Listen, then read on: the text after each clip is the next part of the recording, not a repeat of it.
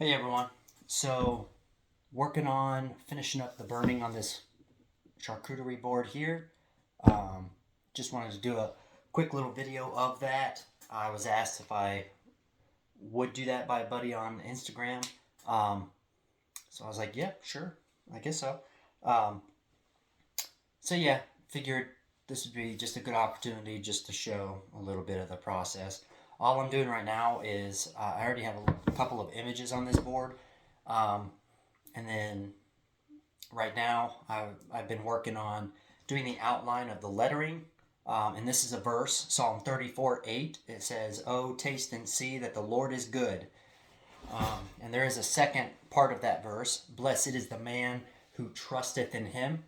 Um, but in this case, we're just going with the first part of the verse, "Oh, taste and see that the Lord is good." So, and that whole part is already done, the outline of the verse.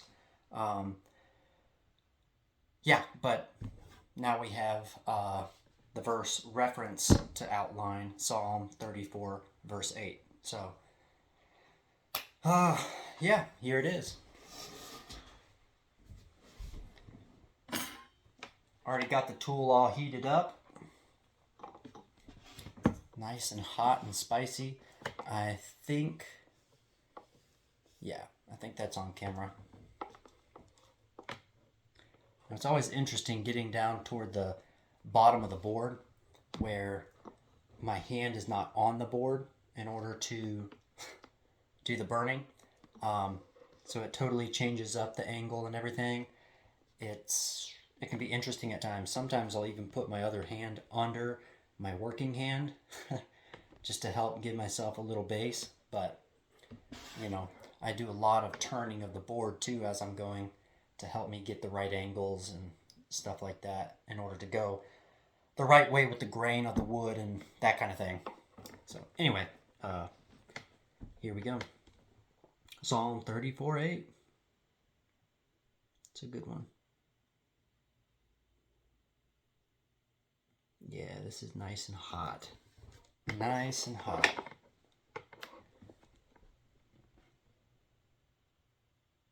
Need to touch that part of the line up a little bit. Now that I'm on camera, I'm going to make mistakes. Not that I don't ever make mistakes to begin with, I do.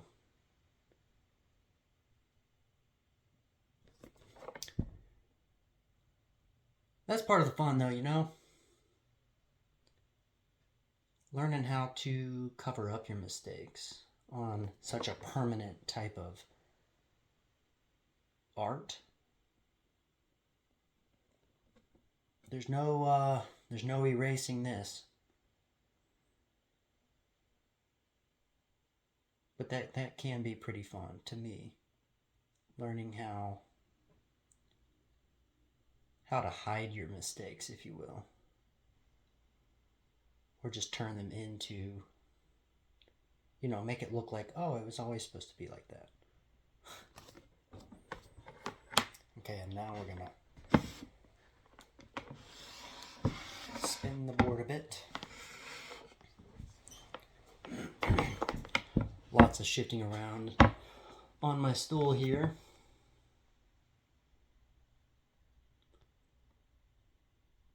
These days, my hands are not quite as steady as they once were either. That has been a bit of an issue lately.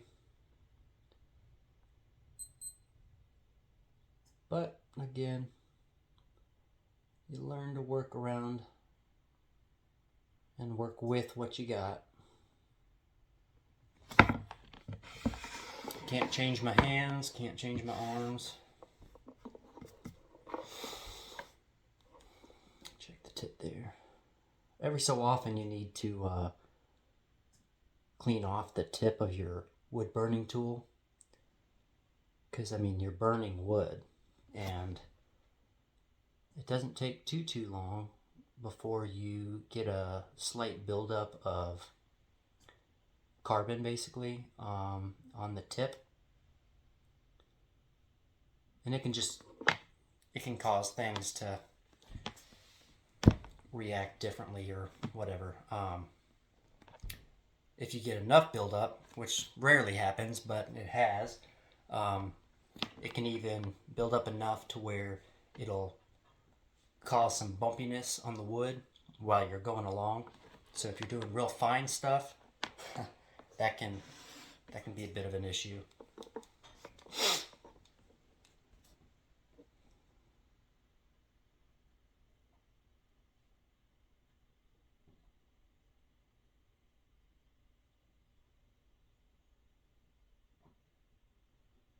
I gotta say though, I do really enjoy this wood burning.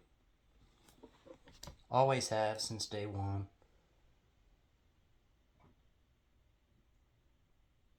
And I remember it was probably good 5 years ago now that I first started trying to wood burn. I remember being fairly nervous actually. My first couple times trying it, because I did, I knew that, okay, if I mess this up, there is no erasing it.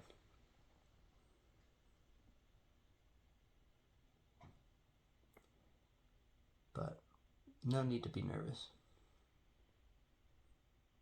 Even if you're doing it for other people, friends, family, perfect strangers, doesn't matter. It doesn't matter.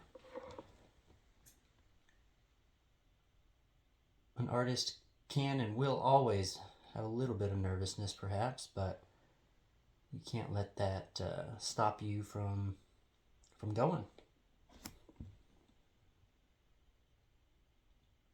Just do your best. Do it to the best of your ability. And try to use it to bless others. I think that's the best thing artists can do with their artwork. Whether it's pyrography or Sharpie art, which I also love, or pencil, painting, whatever it is. Do it and try to bless others with it. Give some pieces away, sell them, whatever you want to do. Sell them at good prices, though, if you sell them. Meaning, especially if you're doing it for friends or family.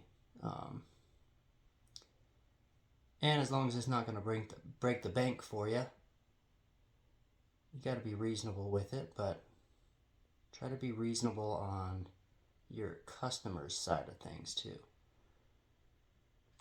Don't charge them an arm and a leg for your work if you don't have to. At least that's my the way I look at it. Because again, you can use it to be a blessing to them.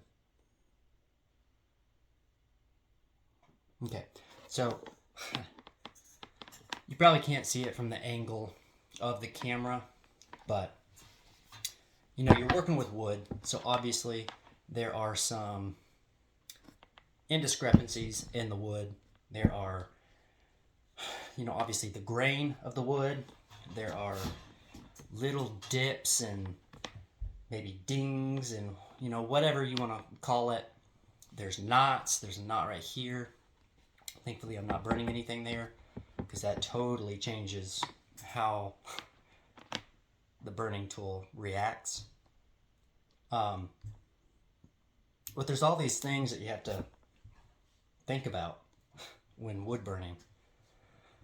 And to be honest, it's all been, in my case, it's definitely just been trial and error, trying to learn it as you go. What do you do when you have to burn over a knot? Well, that's a little tricky. It can be. I did one a couple months back where I actually turned a couple of the knots into part of the landscape. Kind of made them look like an island in the ocean, kind of thing. Burnt over it, but it does totally change. It's a super hard spot of the wood where the knot is much harder than the softwood, obviously. But you gotta just make sure you sand it down really, really well, the whole board. I mean, there's a lot of things that you can do to help your burn go more smoothly. Um, but anyway, I think a lot of art is learning, finding out ways to, make things happen, like turning a knot into part of the work, into part of the landscape or imagery or whatever it is. That's just an example, but. And the wood burning tip that I have on this right now, so it's real fat where it screws in, and then the actual tip, as you can see there, is finer. Well, twice on this burn, I have already been working and gotten the angle a little too low this way, to where, whoops, I accidentally touched the ring of the base of the tip to the wood instead of the tip, while I was using the tip. So I have 2 accidental burn marks on this piece. Here, I'll go ahead and show that. Let me flip it around, sorry. I don't know if you can see this little burn mark right here next to this D. And then there's another one right here next to the colon. So there's a couple spots I'll have to fix up here. Hopefully I can without messing up the rest of the burn. We shall see. But I'm not going to worry about it. Rather, I'm going to try to find out how to do it. At the very least, I can get some real fine sandpaper again, which I already have to do some more sanding after the burn anyway. Very light sanding with very fine grit. But anyway, even if I have to get like my Dremel tool out with a real fine sandpaper, that might do it. And then I could be between the rest of the burn areas. The only problem with that is then you'll have a lighter spot next to the darker spots of wood and stuff like that. So I don't know. We'll see. We'll play around with it. But it's okay. It's okay if you're an artist. It's okay if you make a mistake here and there. It's part of the process. It's part of the learning process. And again, that's what makes it fun. Anyway, enough said. Let's keep burning. I need to flip this a little bit again. So, hope everyone's doing well. Don't know if a lot of people will see this video, but maybe someone will see it who has decided they want to start trying pyrography, wood burning. That would be cool. I am not a professional wood burner by any means. So, yeah. Don't want to make you believe I am, but I do absolutely enjoy it. I enjoy art in general, whether painting, pastels, pencil, pen, marker, whatever it is. If you're an artist and you create art, I would enjoy it.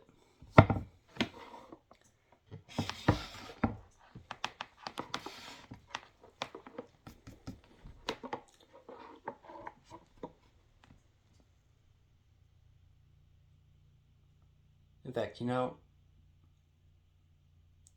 my art is absolutely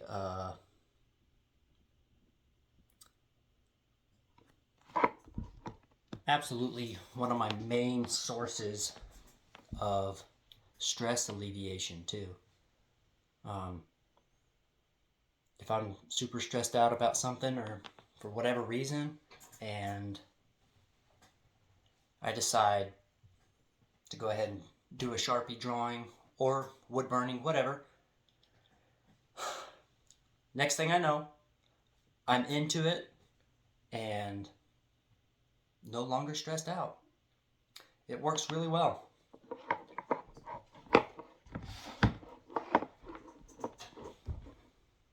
Takes your mind off of things, that's for sure. I'm also not used to talking while doing this, let alone recording it.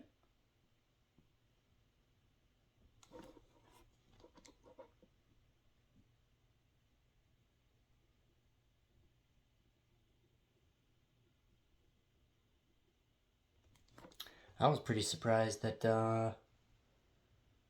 someone asked me to do a video. I was kind of excited about that. But again, look, I am not your professional pyrographer to come to for advice and techniques, and I am still just a student learning by doing. All right, I'm on my last letter of the word psalm, and then to the numbers, and then we'll be done with the whole outline. So then we'll go and fill in the rest of the letters and numbers, and then we'll be all done with the burn, and then we can go to finishing the wood, and then we can go to putting the handles on. I truly do love the finishing process. There is something really awesome about that part. Brings everything together, brings out the whole image, the wood, it brings everything out, shines it up just slightly. I don't know, it's special when that happens. Really special. Am I still on camera? Yeah, we're right here. Okay. So I gotta put the camera facing me so I can see the screen, see what it's looking at. Otherwise, we'd probably be looking out the window or something, and I wouldn't even know it. I'd record the whole video and not even realize it wasn't on the piece. Okay, sorry, I got off camera real quick to clean the tip off. Like I was talking about, the little bit of buildup of carbon. Had a little bit of that going on there.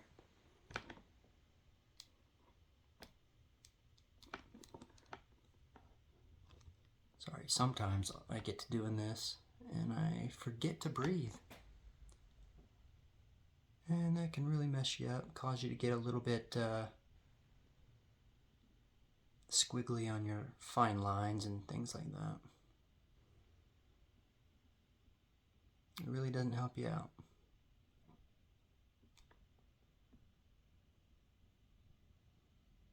Now, when I'm doing lettering, especially, and doing the outline of them, I do have a little bit of wiggle room, so to speak, because when I come back in and darken it up and fill in the letters, I can kind of touch up the outside lines while I'm doing that to a degree. So the outlines don't actually really have to be super, super perfect. I mean, I want them to be anyway, as close to perfect as I can make them, but thankfully it does give me a little bit of wiggle room.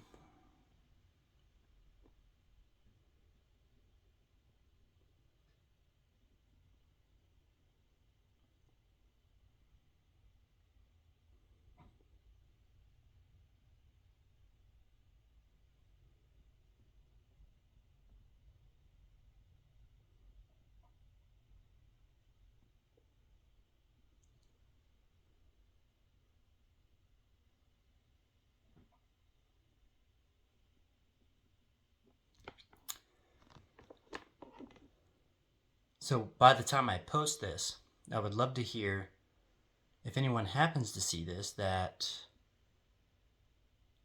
does some pyrography, some wood burning, I'd love to hear from you. Tell me if you see me do anything that you could give me some pointers on, like maybe change this or change that, or have any questions that maybe I could answer. Feel free. I would love that. Okay, this 3 is gonna be a bunch of curves. That's all it is. Sorry, I keep hearing stuff outside there. Keep thinking a car's pulling up and there's still nothing there.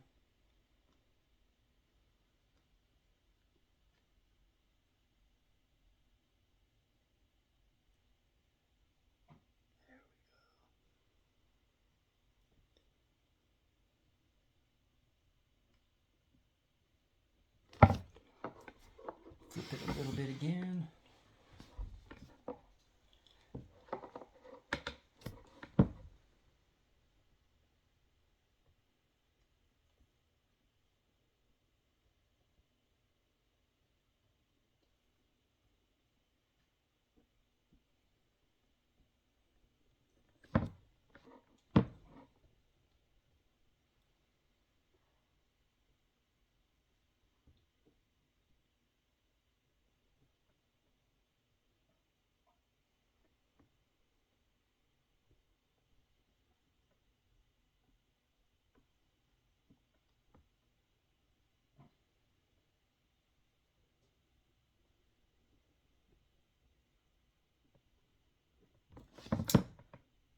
Okay, so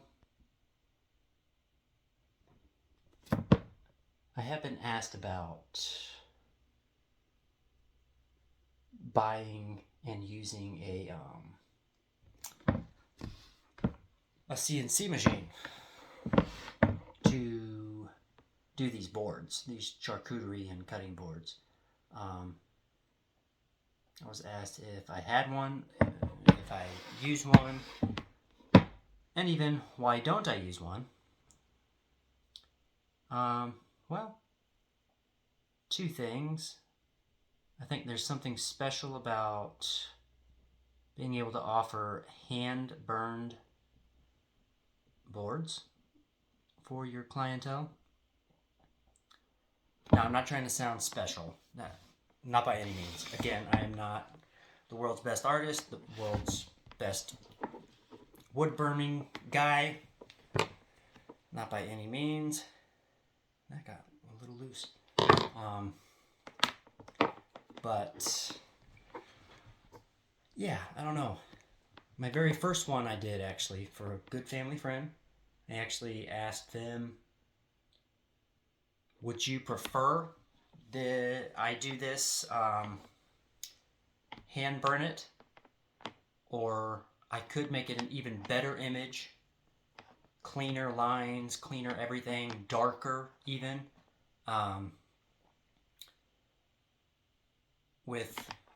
by taking it to my friend CNC, and she said, no, the whole point of this is I wanted your artwork on the board. You do it by hand, please. So I was like, oh, cool. That was a special thing. Anyway, so that's why I haven't really looked too far into getting one yet. I do still want one. I would still love to get one eventually. And maybe get to the point where I can make a whole lot more boards for cheaper, be able to charge less for them. Now, I don't charge an arm and a leg for my charcuterie boards just because I'm doing it by hand either. It really just depends on all kinds of factors. The wood we're using, what kind of hardware you want on it,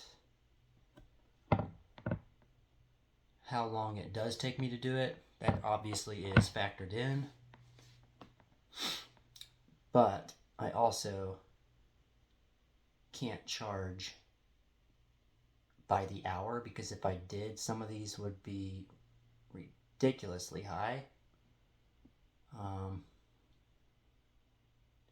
Even if the hourly rate wasn't that high, still some of the ones I've done with a lot more like landscape with fine work in it and stuff like that, it just wouldn't be, I wouldn't be able to justify the price if I did an hourly rate.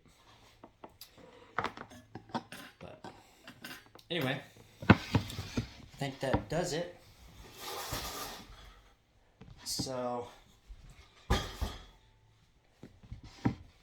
yeah, so the outline is now done of the verse and the reference.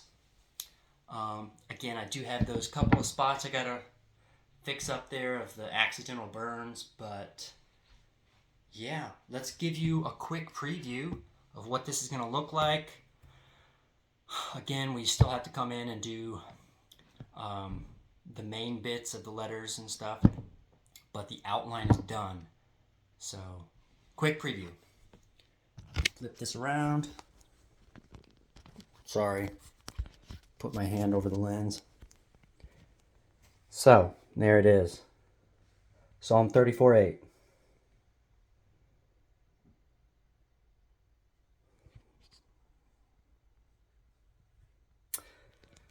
Tell me what y'all think. I am gonna have some more photos and stuff. I'll post them the further I go along. I like to try and,